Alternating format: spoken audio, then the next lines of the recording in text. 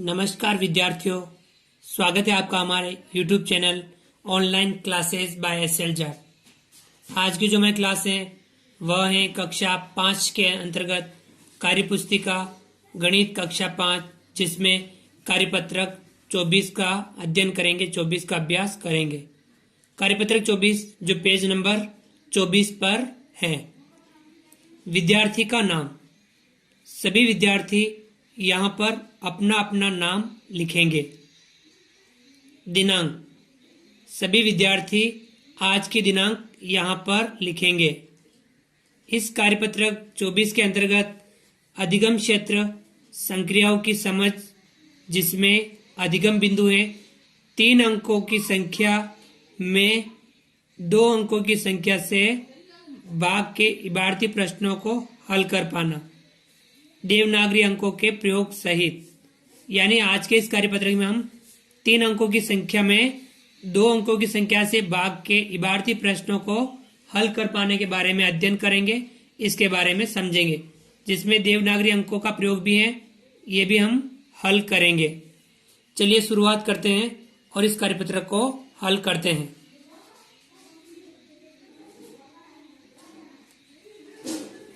हल कीजिए सवाल और यहाँ हल। सवाल पहला, धीरज ने 15 कॉपियां 210 रुपये में खरीदी, तो बताओ उसने एक कॉपी का कितना मूल्य चुकाया। धीरज ने 15 कॉपियां कितने रुपए में खरीदी? कॉपी कितने खरीदी? 15 कॉपियां खरीदी 210 रुपये में। बताओ उसने एक कॉपी का कितना मूल्य चुकाया। हमें एक कॉपी का मूल्य ज्ञात करना है। 15 कॉपियों का मूल्य दे रखा है 210 रुपये, हमें एक कॉपी का मूल्य ज्ञात करना है। तब हमें क्या करना होगा?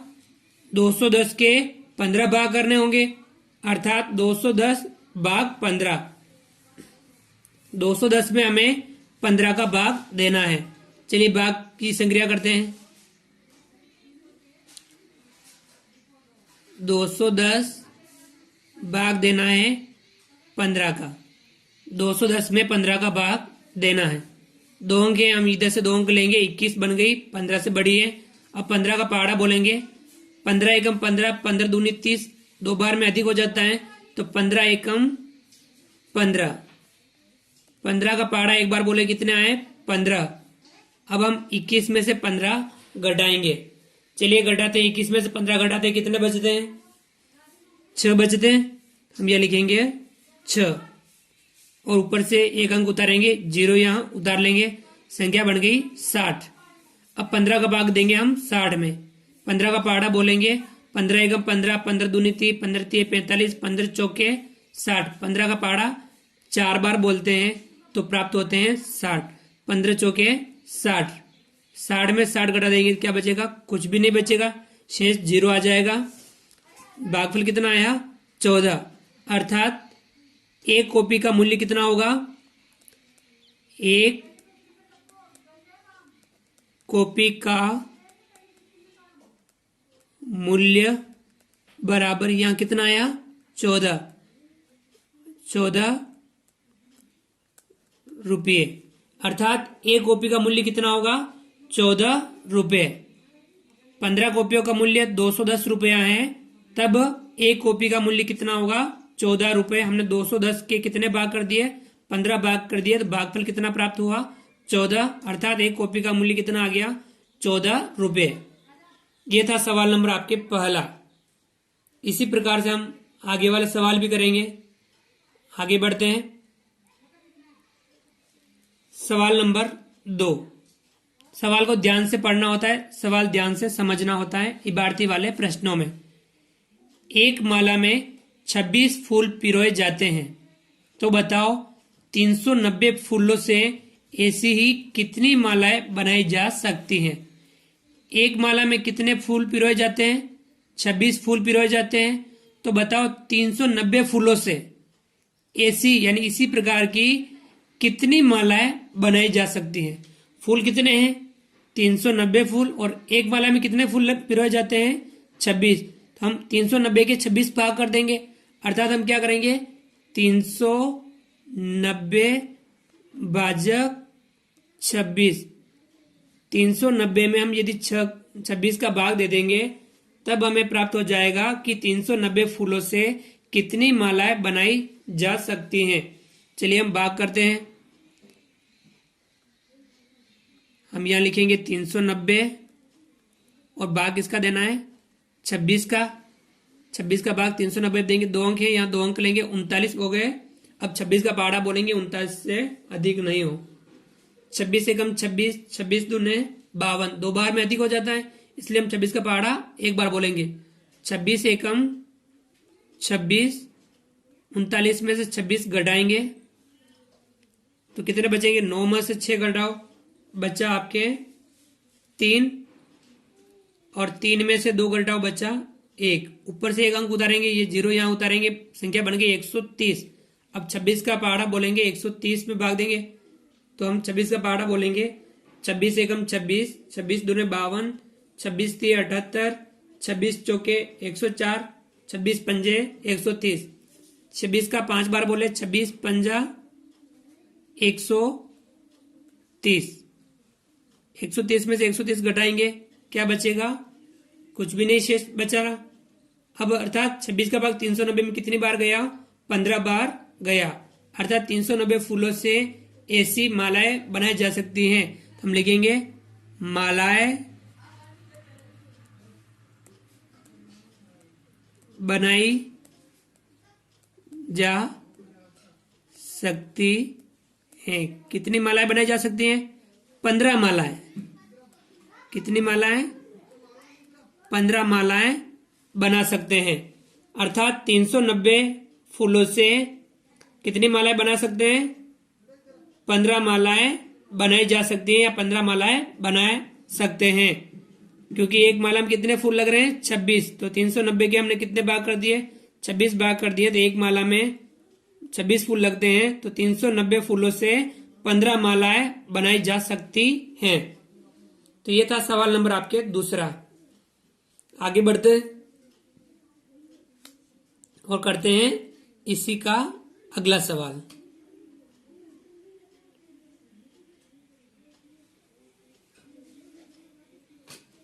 सवाल नंबर 3। मेरे पास 525 रुपए हैं। कितने? 5 2 5, 525। मेरे पास 525 रुपए हैं। यदि 1 मीटर कपड़े का मूल्य 35 रुपए हो तो बताइए मैं इन रुपये से कितने मीटर कपड़ा खरीद सकता हूं और कितने रुपए मेरे पास शेष रहेंगे। अब हमें क्या करना है? मेरे पास रुपये कितने हैं? 525, और 1 मीटर कपड़े का मूल्य कितना है? मेरे पास रुपये 525 है और 1 मीटर कपड़े का मूल्य 35 रुपए है। तो बताओ मैं इन रुपये से कितने मीटर कपड़ा खरीद सकता हूं। अर्थात 35 का भाग हमें 525 में देना होगा, और कितने रुपए मेरे पास शेष रहेंगे और रुपये कितने बचेंगे, ये भी हमें शेषफल जो आएगा उतने रुपए बचेंगे। तो अब हम यहां भाग देंगे, किसमें कितना? 525 भाग 35। 525 में हम किसका भाग देंगे? 35 का भाग देंगे। चलिए हम भाग देते हैं। 525 भाग 35।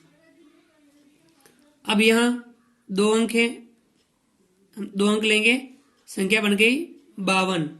35 से अधिक है, चलिए हम 35 का पहाड़ा बोलते हैं। 35 से कम 35, 35 दूना 70, 2 बार अधिक हो जाता है, तो हम कितनी बार बोलेंगे? 1 बार। 35 से कम 35, ये 3 और ये 5। 35 से कम 35, 52 में से 35 घटा देंगे। अब कितना बचा? 2 में से 5 नहीं घटते, हम इधर से लेंगे, यहाँ दाई से 1 लेंगे, इधर 12 में से हम 5 घटाएंगे, बचेगा 7। कितना बचा? 7। और 4, 4 में से 3 घटाएंगे बचा 1, यानी बचा 17। कितना बचा? 17, ऊपर से उतारेंगे 5, यानी 175। कितना हो गया? 175। अब 35 का पहाड़ा बोलेंगे हम, 175 में भाग देंगे।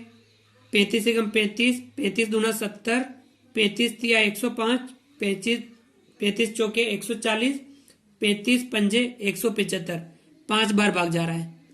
35 पंजे 175, और 175 में से 175 घटा देंगे, क्या बचेगा? कुछ भी नहीं बचेगा। तो भागफल कितना आया? 15, और शेषफल आया 0। अर्थात इन रुपये से मैं कितने मीटर कपड़ा खरीद सकता हूं? कपड़ा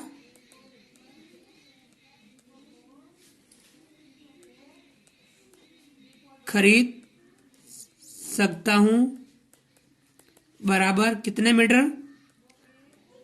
15 मीटर। और रुपये कितने शेष बचेंगे? एक सवाल तो था कितने मीटर कपड़ा खरीद सकता हूं? 15 मीटर कपड़ा खरीद सकता हूं। और रुपये, कितने रुपये मेरे पास शेष रहेंगे? तो रुपये शेष रहेंगे, कितने रुपये शेष रहेंगे? 0, 0। कितने? कुछ भी नहीं बचा उसके पास, यानी रुपये कितने शेष रहे? 0। और कपड़ा कितना खरीद सकता है? 15 मीटर कपड़ा खरीद सकता है। यह था सवाल नंबर आपके तीसरा। आगे बढ़ते हैं।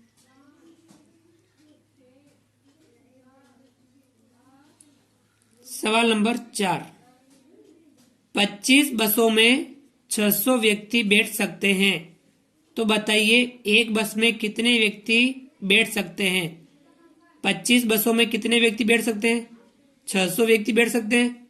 25 बसों में 600 व्यक्ति बैठ सकते हैं। एक बस में कितने व्यक्ति बैठ सकते हैं? तो हम 600 में किसका भाग देंगे? 25 का भाग देंगे। चलिए भाग देंगे हम। 600 भाजक 25। 600 में किसका भाग देना है हमें? 25 का भाग देना है। 2 अंक इधर से 2 संख्या ली, बन गई 60। 25 का भाग देना है हमें 60 में। 25 का पहाड़ा बोलेंगे 25 से कम 25, 25 दूना 50, 25 तिये 75, 3 बार अधिक हो जाता है। 25 दूनी 50। 60 में से 50 घटाओ, कितना बचा? 10, ऊपर से 0 उतारा 100। 25 का भाग देंगे हम 100 में। 25 से कम 25, 25 दूना 50, 25 तिये 75, 25 चौके 100। 25 चौके कितना हो गया? 100, और 100 में 100 घटा देंगे, कितना बचेगा? 0 बचा। अर्थात 25 बसों में 600 व्यक्ति बैठ सकते हैं, तो एक बस में कितने व्यक्ति बैठ पाएंगे? 24 व्यक्ति। तो हम लिखेंगे यहां एक बस में व्यक्ति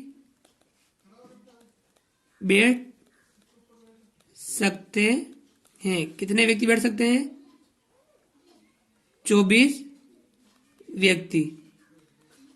एक बस में 24 व्यक्ति बैठ सकते हैं, क्योंकि 25 बसों में कितने व्यक्ति बैठ सकते हैं? 600 व्यक्ति। तो हम 600 में कितने भाग कर दिए? 25 भाग कर दिए। तो एक बस में कितने व्यक्ति बैठ सकते हैं? 24 व्यक्ति बैठ सकते हैं। तो विद्यार्थियों, इस प्रकार से हमने गणित कक्षा 5 कार्य पुस्तिका के अंतर्गत कार्यपत्रक 24 को हल किया। आप सभी अपने अपने कार्यपत्रक में इस कार्यपत्रक को हल कीजिए और इस प्रकार के अन्य सवालों को भी आप समझिए और हल करने का प्रयास कीजिए। आप हमारे इस वीडियो को लाइक कीजिए। यदि आपने अभी तक हमारे इस YouTube channel online classes bye SL Jat को सब्सक्राइब नहीं किया है, तो प्लीज़ नीचे दिए गए लाल सब्सक्राइब बटन को दबा करके हमारे इस YouTube चैनल को सब्सक्राइब कीजिए। बेल आइकन ऑल नोटिफिकेशन के लिए दबाइए तथा हमारे वीडियो अधिक से अधिक विद्यार्थियों तक शेयर जरूर कीजिए। मिलते हैं अगली क्लास में, लेके आएंगे कुछ नया, कुछ बेहतर। तब तक के लिए थैंक यू। जय हिंद, जय भारत।